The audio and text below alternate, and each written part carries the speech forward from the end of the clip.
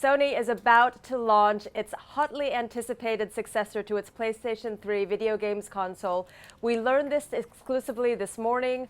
Dai Wakabayashi, our technology correspondent in Tokyo, is standing by. Dai, thanks so much for joining us today. I know you were very busily filing your story. Tell us a little bit about what you know about this. People have been waiting for years for the next PlayStation 3 to come out.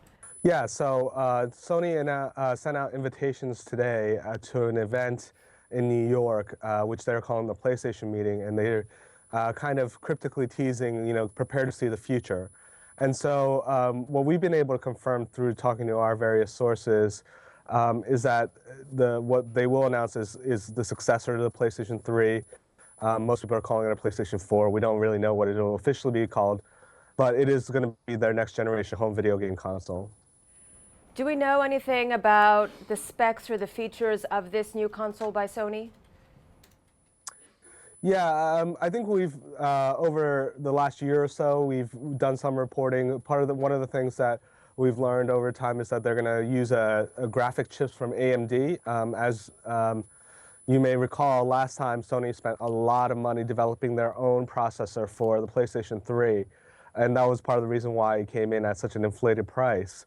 But this time they're going to use a processor from AMD. There was some talk about whether it might be a kind of no physical media console, but Sony has decided to go with an actual physical media, so a disc player inside the machine. And more philosophically, I think Sony is positioning the next PlayStation to be integrate more kind of social gaming features, which is obviously a big thing for games on smartphones and tablets, as well as position it more as an entertainment hub. The last time it was very much a video game console, but now in the world where we will stream movies from Netflix, get video on demand from Amazon. This is going to be Sony is trying to position, I think, the next console to be kind of a entertainment hub for your home. That's interesting. I mean, the broader picture is that gaming consoles in general aren't doing well at all.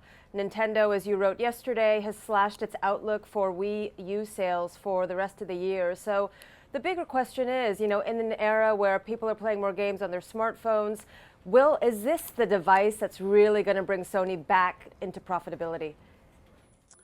Yeah, I mean, I think that's the big question, right? It's hard to say. Obviously, the Nintendo launch has been kind of this dark cloud hanging over the industry. The Wii U was disappointing, and the question is whether it was something fundamentally, not appealing about the Wii U, or if it's this real big sea change that's taken place in the industry where people aren't playing games on dedicated game machines anymore, and they see smartphone games and tablets and as an alternative.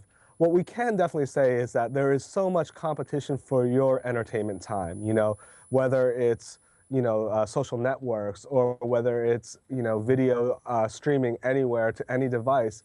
The person, you have to be a real big video game fan, I think, and to carve out the time to play video games these days.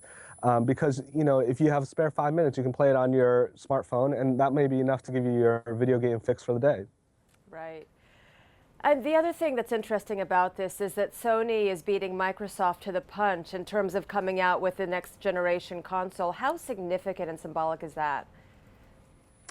Ultimately, I don't think it'll be a huge difference. I mean, I think both machines will be out probably at the end of this year. So certainly at the holiday season, there's going to be a big marketing push, and there's going to be tons of commercials trying to get you to buy one or the other.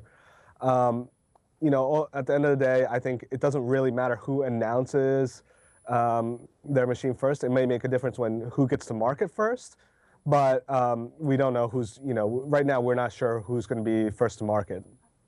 And do we know how much this new console is going to cost approximately? Is it going to be more expensive than the PS3? Right now, we don't know.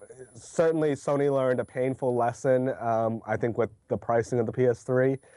I'm not sure how much you remember, but when it came out in 2006, they had two models, one for $500 and one for $600. And certainly that gave a lot of consumers sticker shock, and it hurt PlayStation 3 uptake in the beginning. Over time, Sony has worked very hard to bring that price down to something where it's more palatable for consumers.